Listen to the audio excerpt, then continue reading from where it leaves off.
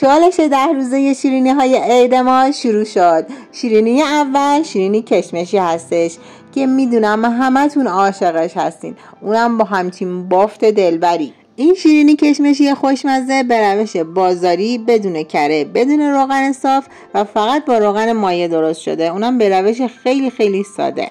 برای داشتن این شیرینی با این ترکیب زیبا و این بافت فوق‌العاده چند تا نکته مهم رو باید رعایت کنی که توی این آموزش قراره تمام فوتای کوزه‌گریشو یادتون بدم.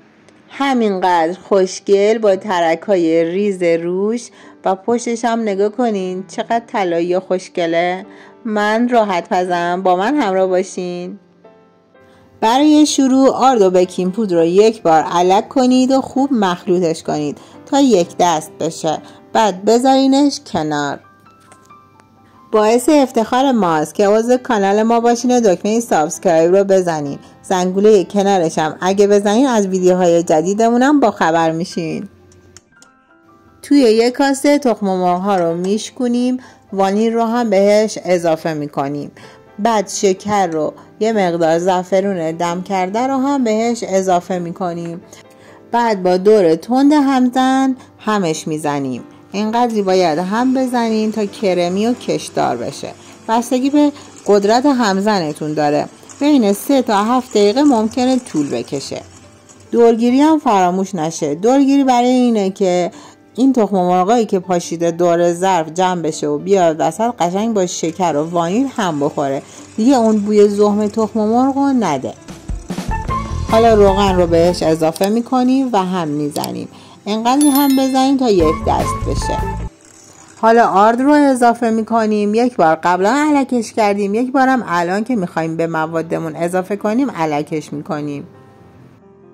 توی 2 مرحله آرد رو به موادمون اضافه میکنیم. یه مقدار با همزن هم میزنیم، بعد همزن رو میذاریم کنار. با لیسک یا قاشق شروع میکنیم به هم زدن، چون دیگه نباید خیلی هم بخوره، چون ممکنه موادمون به روغن بیفته، بعد شیرینی خوبی بهمون نده، یعنی کیفیت شیرینیمون رو میاره پایین. برام بنویسین آیا شما قبلا شیرینی کشمشی درست کردین؟ چطور شده؟ اگه به مشکل خوردین مشکلتون چی بوده؟ برام کامنتش کنین.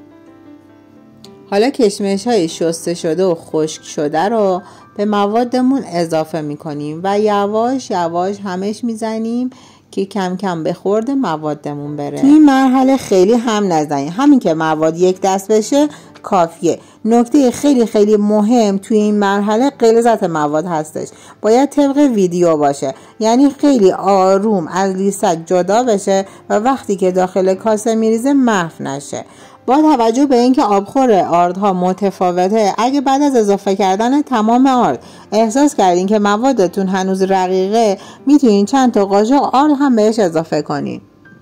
به همین سادگی مواد ما آماده شد. اون رو داخل قیفی که سرش رو قیچی کردین میریزین. میتونین از ماسوره ساده هم استفاده کنین یا میتونین مثل من اصلا هیچی نذارین.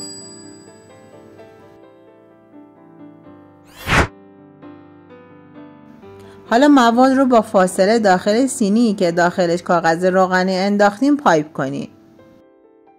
حتما حواستون باشه شیرینی ها رو با فاصله پایپ کنید و غلیظت موادم باید طبق فیلم باشه، یعنی بعد از پایپ کردن هر شیرینی نباید موادش پهن بشه و باید شکل اولیه خودش رو حفظ بکنه. مقدار دقیق مواد در دیسکریپشن پست نوشته شده. من از بالا هم فیلم میگیرم که ببینین فاصله ها چه اندازه‌ای باید باشه. برای اینکه شیرینی ها پخت خوبی داشته باشن و روشون ترک بخوره، دمای اولیه فر خیلی مهمه. حتما فر رو از قبل گرم کنین با دمایی که داخل دیسکریپشن نوشتم. حواستون باشه زمان پخت نباید طولانی بشه. اگه زمان پخت طولانی بشه شیرینی ها خوش میشه و شیرینی ها دیگه اون بافت لطیف رو نخواهد داشت. اگه غلیظت مواد و دمای فر رو رعایت کنین، بعد از پخت روش این ترک های زیبا ایجاد میشه. اینم از بافت شیرینی که کاملا لطیفه. بعد از اینکه شیرینی ها از داغی افتاد حتما داخل ظرف دردار بچینین که هوا نخوره، وگرنه خیلی سریع شیرینی ها خوش میشه. در مورد ماندگاریش هم داخل دیسکریپشن براتون می نویسم. نوشه جان.